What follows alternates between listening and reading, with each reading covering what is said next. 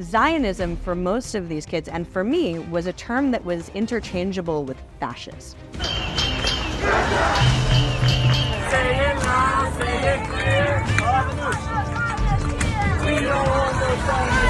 It's literally herd mentality. It is in fashion, it's in fad now to be the bully. There is only one solution! Intifada revolution! Intifada revolution! And it isn't just about Israel, what's happening now on campus. It's about all the West. We know how terrible, dark this ideology can be. Why is nobody listening?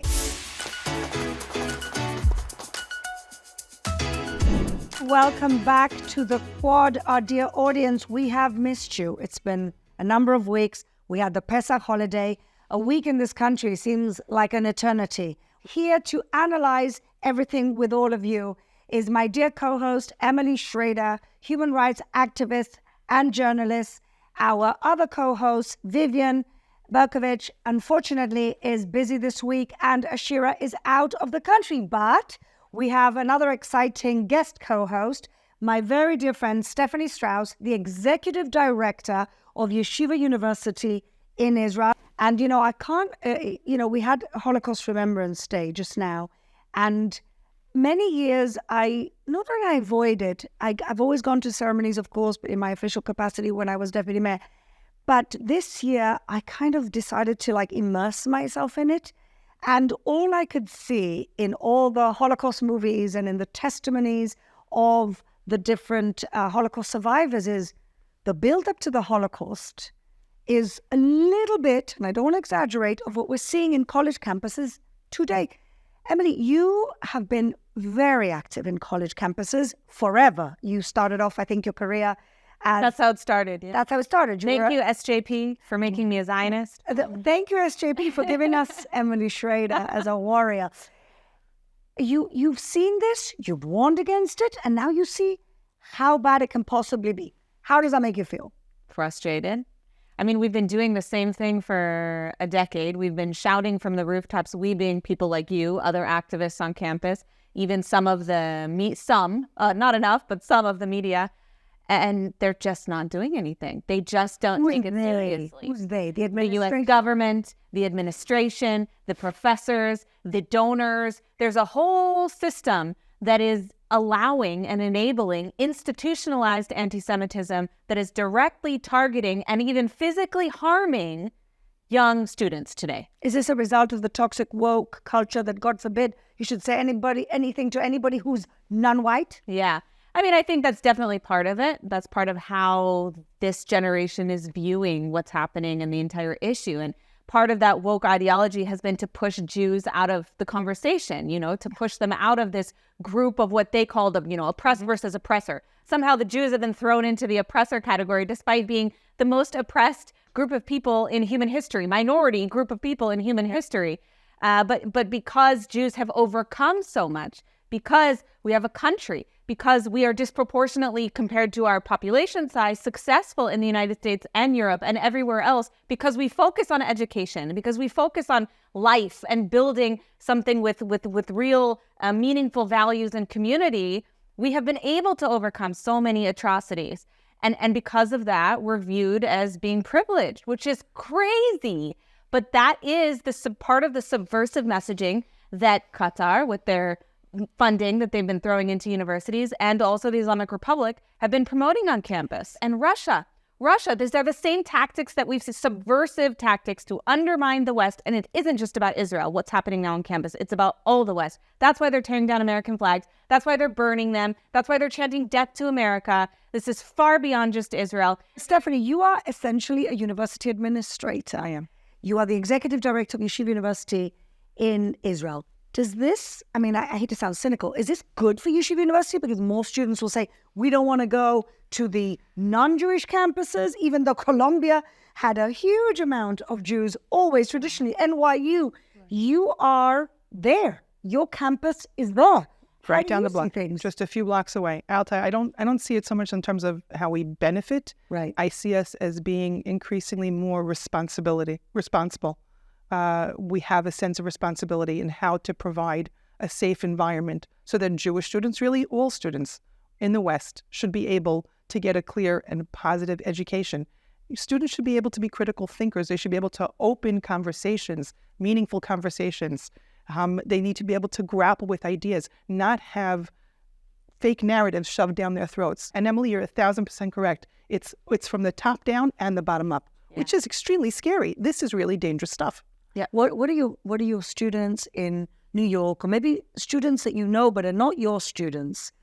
What are they scared? Are families scared? What's the feeling? Yes. I and using social media again, you hear comments all the time in parent chat groups and WhatsApp groups and student groups about the fact that college choices now have been reduced. Whatever students had on their list, even their reach schools, they are crossing off choices one after the other and looking for the safest place where they can thrive. If even not to thrive, at least feel safe. At least feel welcome. Get into where they the can library. Have a How's that? Exactly. But they're in a bubble. In a way, they're in a bubble, right, Emily? Because they're not in the center of this front against these crazy people.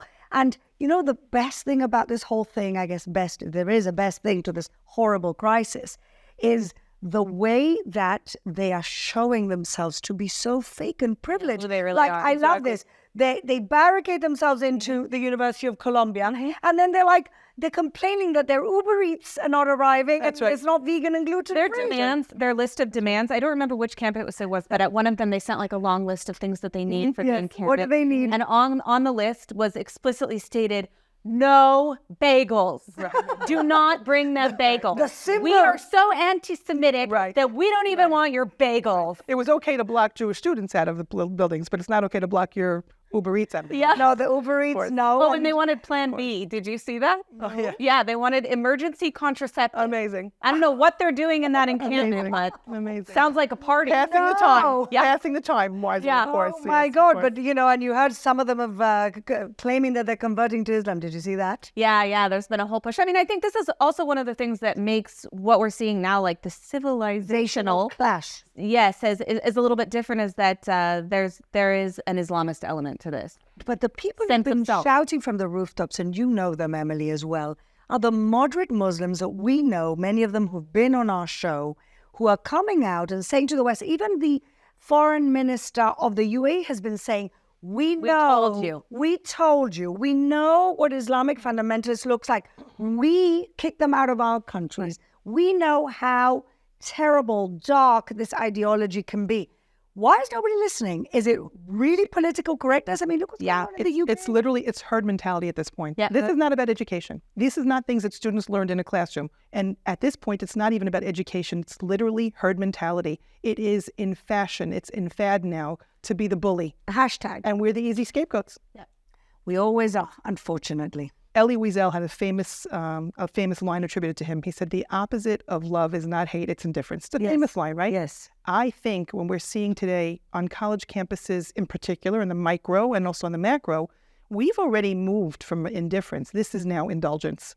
And that makes it 10 times more dangerous with much greater ramifications and implications for the rest of the world, for the Jewish world and the world at large, because this is indulging hate. It's indulging bullying, and it's indulging discrimination. And also, absolutely, but also it kind of misses the point of anti-Semitism. I think part of the problem of the Jewish world and the Holocaust educational world is, and Yossi Klein-Halevi wrote a really great article about this, is the fact that because we're Jews, we've universalized everything. So anti-Semitism doesn't have its own characteristics. Anti-Semitism is discrimination. And Holocaust education is about, how some people were killed, and not specifically about how pernicious anti-Semitism is, which is the scapegoating of the Jew to fit whatever narrative fits in that day. Right, Emily? Absolutely. Where have we gone wrong?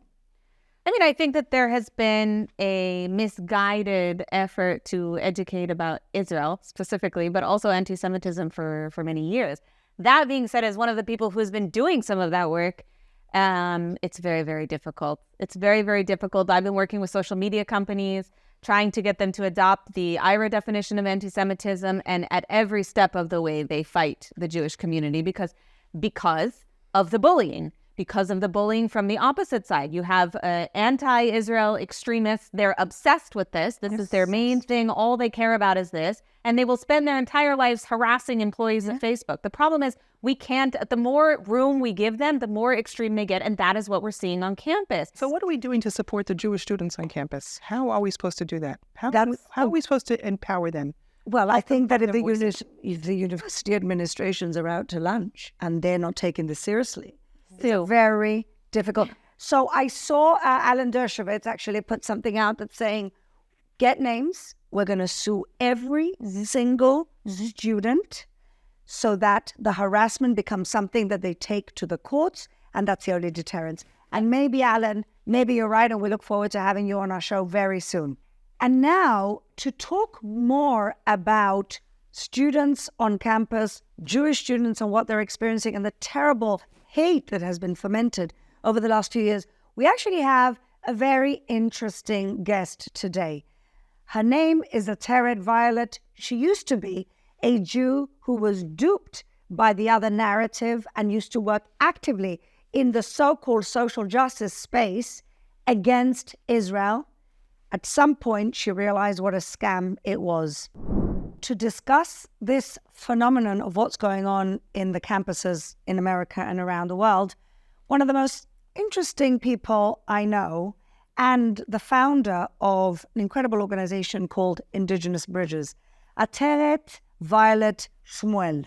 Welcome to the Quad. Thank you so much for having me. Really appreciate it. You know, Ateret, you're like an onion. Every time I speak to you, I discover another layer of your being, which is even more interesting and wild than the layer before.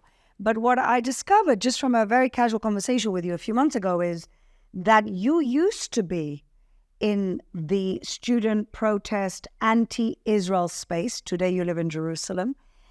And I'm really interested. I love people's journeys. And I really, first of all, want to ask you a little bit to help us uncover or help us understand better that space, and then tell us how you saw the light and got out of it. So first of all, how did you get into that space, and what is that space really about?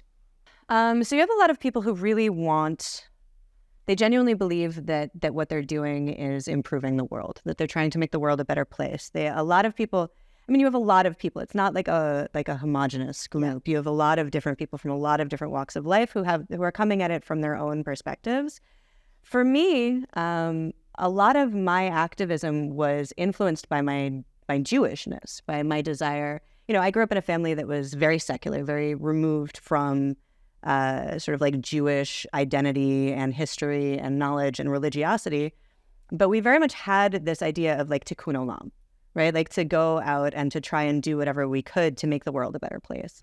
And I grew up in a very liberal, very left-wing space, and became even more so. I was very much in the punk scene and the activist scene. And so specifically within the anti-Israel space, I think that a lot of American Jews, especially Ashkenazi Jews, especially secular Jews, and especially Jews that are not really affiliated with Jewish community or Jewish identity, except when it comes to like using it for identity politics, feel like we have an extra obligation because we're given this narrative that we are white European colonialist settlers who have illegally stolen poor brown indigenous Palestinian land and are now committing genocide and apartheid and human rights atrocities.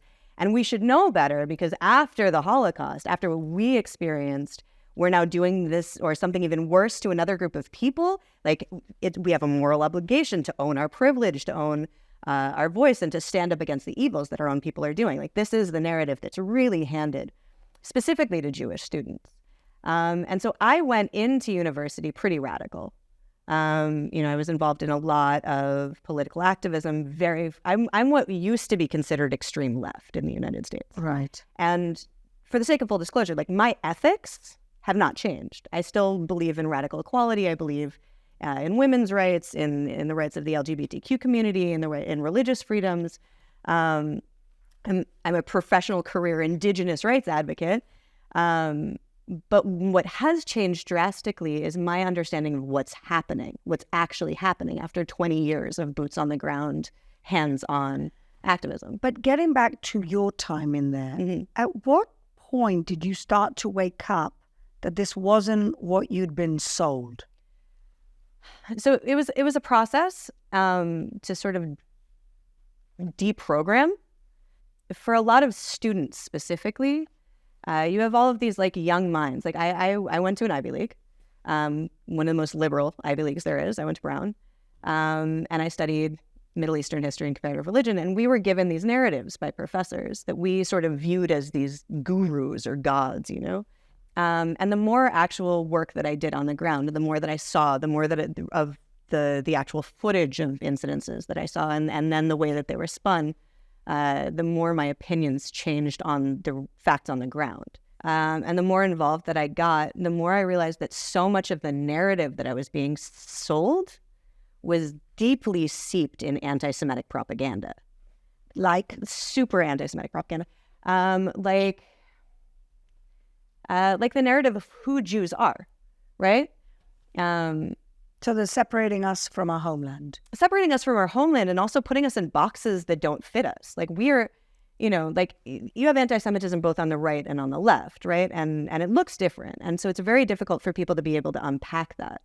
You know, right-wing anti-Semitism is like white supremacy. The Jews are brown, Middle Eastern, foreign, rabble-rousing socialists that will stop at nothing to overthrow the established order. And so they must be gotten rid of so that civility in society can remain. On the left, however, anti-Semitic propaganda is Jews are white, European, colonialist settlers who are illegally occupying poor brown indigenous Palestinian land, committing genocide, apartheid, human rights atrocities, are responsible for wars, kill babies, this, that, and the other thing.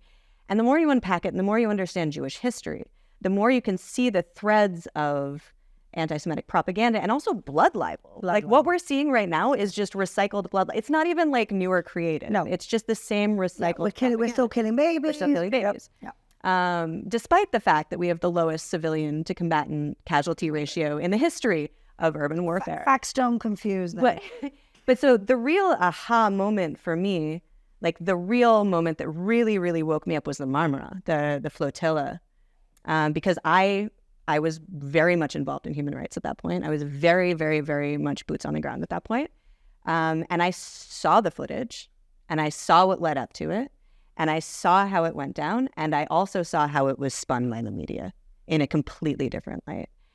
And that really shook me to my core because also at that point, I felt like I didn't have I couldn't speak up for my people because we had this whole cult of identity politics is very strong. You have to understand that there's like this identity politics and what's now considered intersectionalism, although it is not.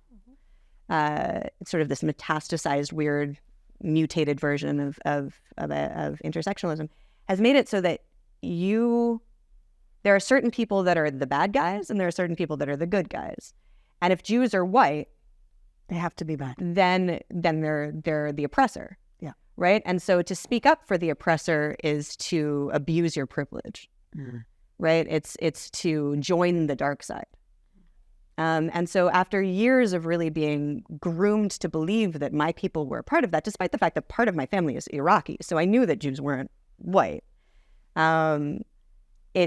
it was really difficult for me to find my voice to advocate on behalf of my own people. I had no problem doing it for other communities, but the Marmara really was the turning point for me when I started really using my platform, using my position and in my community, and speaking up. And the response was actually really shocking for me because these were people that I'd known for forever, people I considered friends, family even, who just responded with such hate.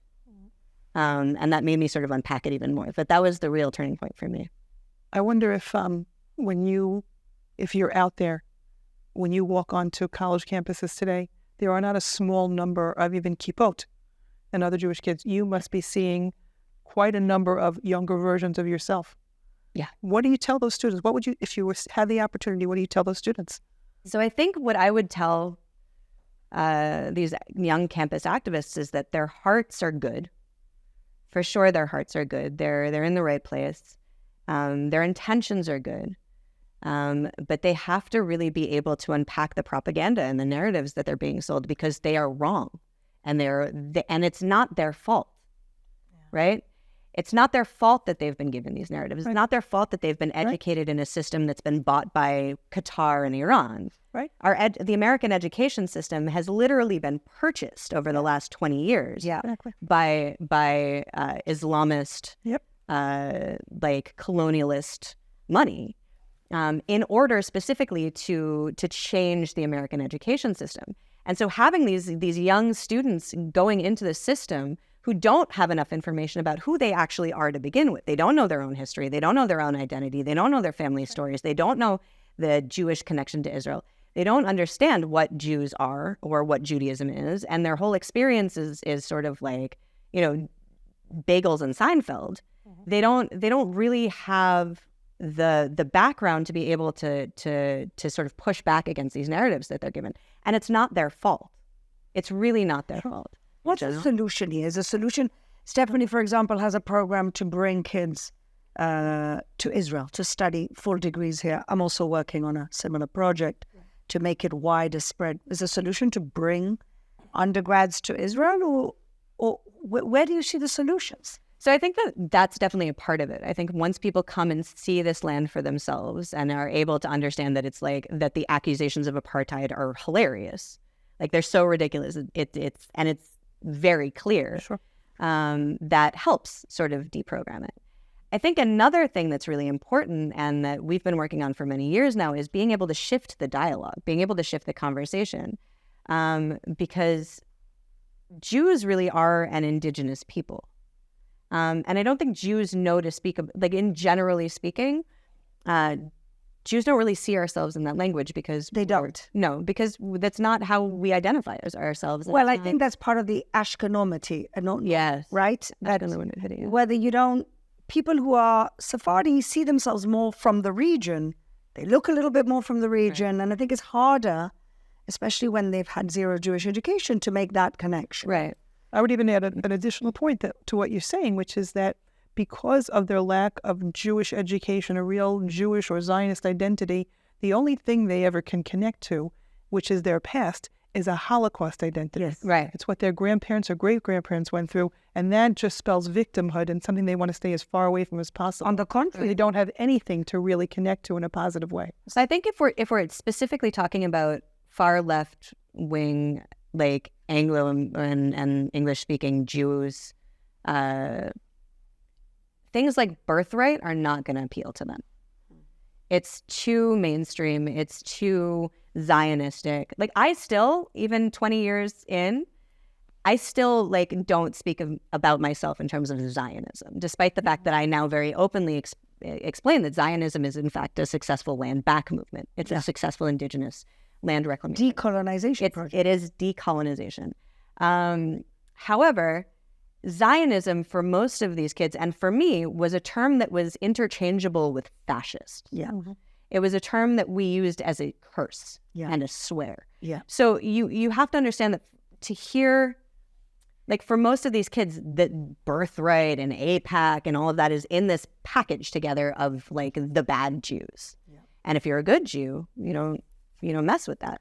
So we have to create new programming that's actually appealing, and that actually speaks to what they're interested in. So one of the things that I found really helpful is helping Jews sort of A, understand their identity, and B, reframe it in terms of indigeneity.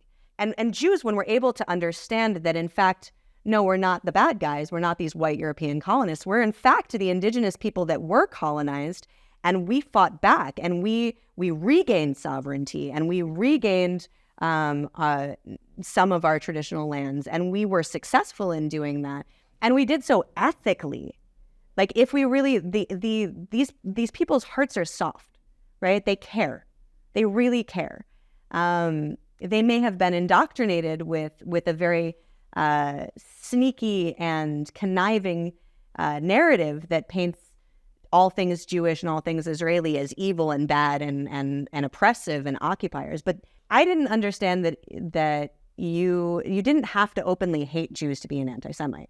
You just had to to take in, internalize, and spread anti-Semitic propaganda, or propaganda that spins Jews in Israel in a light that elicits a negative reaction from other people that's not true. They've been used as tools. We have to wrap up now. Okay. What would be your one message if you look in the camera and you could talk to any of these kids? Not that they'd be watching, but you never know. Maybe a concerned parent is watching. What would maybe you tell a concerned parent that has seen their kids get completely indoctrinated by this type of self-hatred, hatred of Israel, hatred of Zionism? Or embarrassment. Embarrassment. Look in the camera. What would you say to them? You're a good person, first and foremost. That's the most important thing to understand. Even good people are given really bad information. Colonialist propaganda is extremely powerful. There's an enormous amount of money and time and energy and resources that is being directed specifically at convincing you of something that's not true about yourself, because people want to tokenize you and use you to legitimize and validate their own hatred of our people. And it's not your fault that you have taken this in. I highly encourage you to actually come and actually see Israel for yourself and see how false these narratives are about our people, about our land. I will even host you myself. I will host you. I will feed you. I will take you around. Really will. I really will. If you're able to actually do the work to unpack that and the inherent biases of the people giving you that information, you will find that it's not as it's been sold to you. And I really encourage you to try and do that work, because it's important. And we're actually, generally speaking, when things go down, Jews are the canary in the coal mine. We're the first to feel the effects of something really horrible happening. It usually starts with us, but it doesn't end with us. And so if you actually really genuinely care about the fates of people around the world, indigenous people, minority groups, marginalized groups, the LGBTQ community, we're at the very edge of that. And us being able to understand who we are and to be able to stop the propaganda from getting farther will actually do an enormous amount to protect other minority groups as well. So keep that in mind. Ateret Shmuel, thank you so much for being with us. Thank you so much. I don't know about you ladies, but I've been getting a lot of requests and a lot of suggestions of our next very popular segment, Scumbag of the Week. Emily? Everybody wants us to pick their scumbag or be the hero. Absolutely. Good point. Yes. And thankfully, or not thankfully, we always have a lot of scumbags to pick from. Honestly, we need to filter them out and see who's the worst example this week. Yeah. But who's yours, Emily? I mean, it's hard to narrow down with all the stupidity, especially on social media. They're really putting it out there for everyone to see. God. But this week, I chose Cynthia Nixon. Oh, yes, Cynthia, who has now decided that she's a politician. This is Cynthia Nixon of Sex and the City fame, the actress. That's the only thing she's actually ever done. Yeah, didn't like her in that either. No. But now she's turned into this rabid anti-Semite who has been whining about how Israel's committing a genocide for the past, 6 months or so. And recently she tweeted something about how Israel has murdered more hostages than Hamas has. Now, where she's getting that information, I have no idea. Maybe she has some friends in Hamas that we're not aware of. Entirely possible, given her rhetoric. But more than likely, she's just spreading nonsense, like most people on social media. Deep into conspiracy theory. Oh, yeah. And she also has been defending these student protesters, despite the fact that there's video evidence of assaults in multiple campuses and multiple incidents from multiple individuals. She went on TV and was talking about how these students have done nothing wrong. Mm. These students are innocent. They're just protesting. That's their right. Kind of trigger the whole thing off by being in Colombia a few weeks back and starting.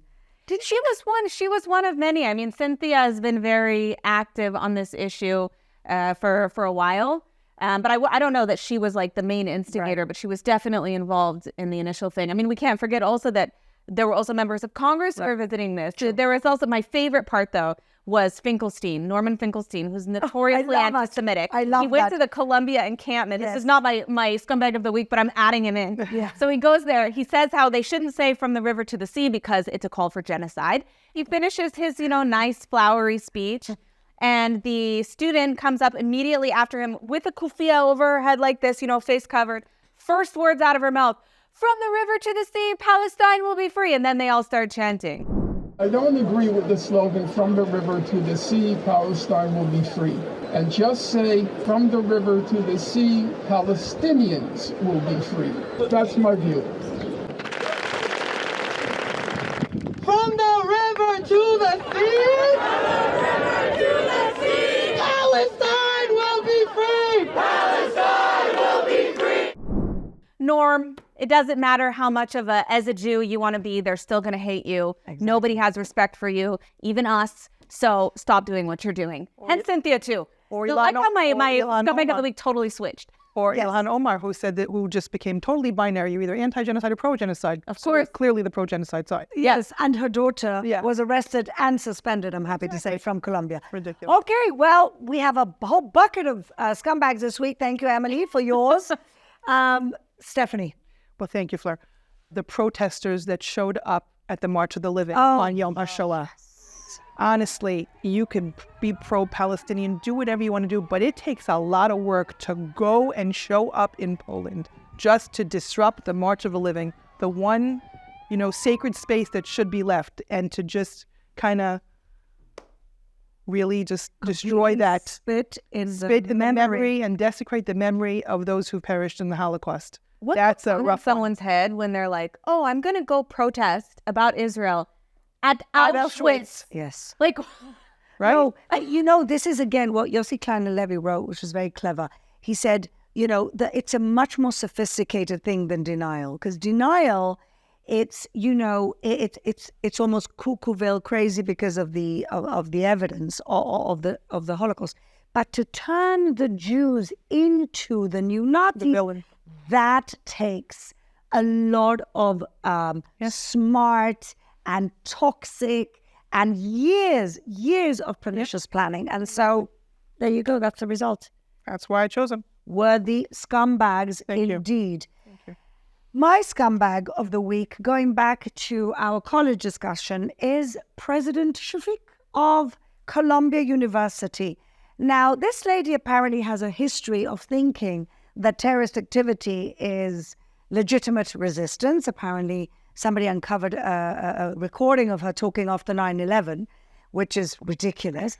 But the fact that she was in front of a committee at Congress, in front of our good friend, Representative Stefanik, and again, no clear answers. Her colleagues next to her were giving clear answers and she wasn't. She couldn't decide. And the fact that she has done nothing to protect Jewish students, and on top of that, she set boundaries that then the protesters have completely disrespected, completely gone against, and nothing happened.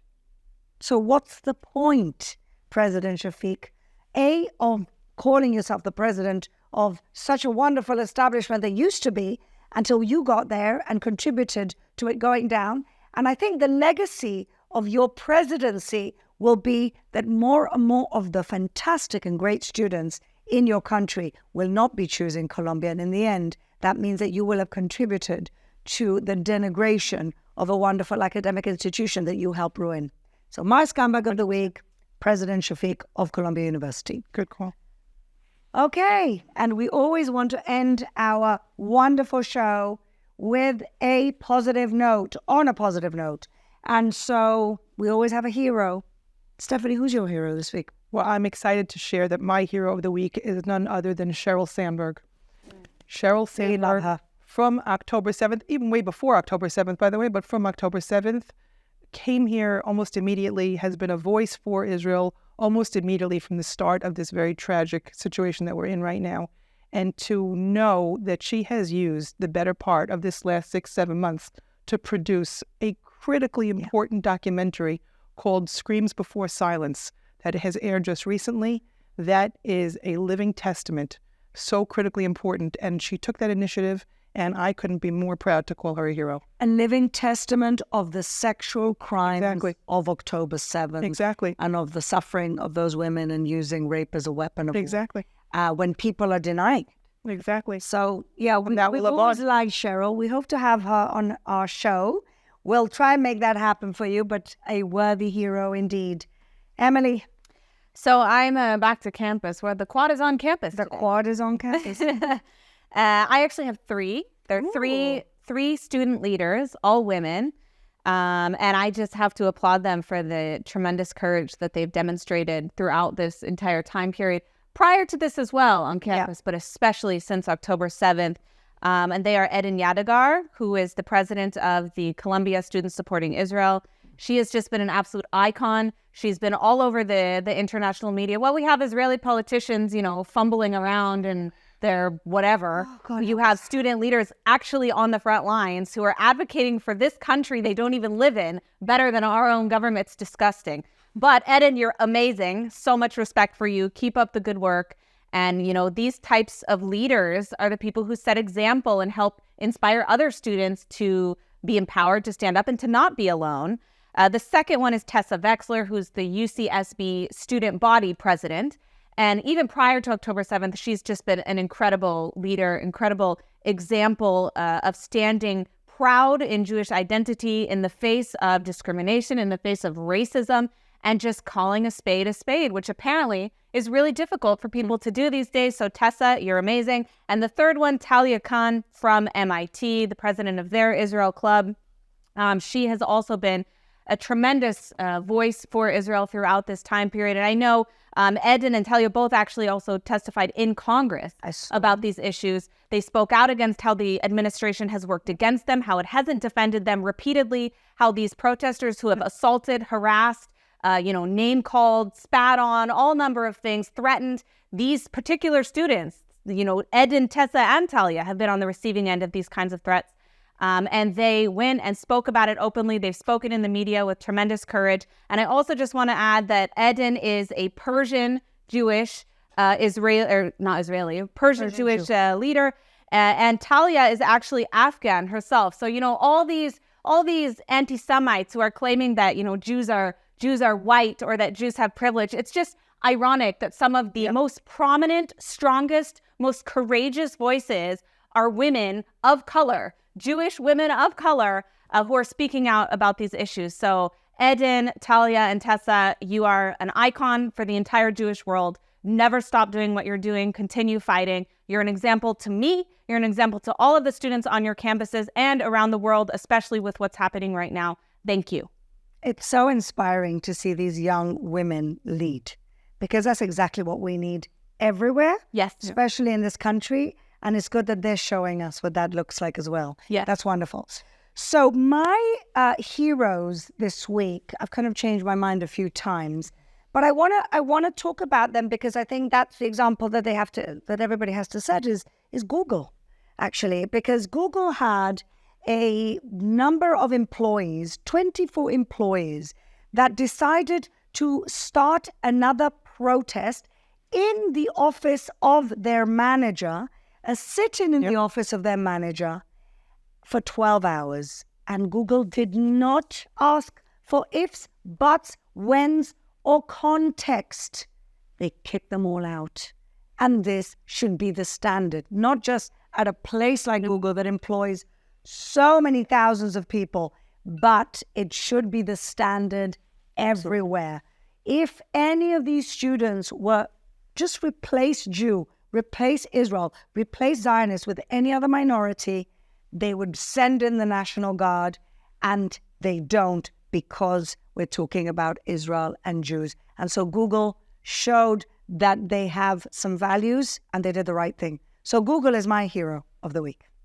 So on that note, we conclude yet another eventful week. We pray for a week that isn't eventful, and mostly we pray that by the time next week comes, all our hostages will be home with their families. Bye, everyone.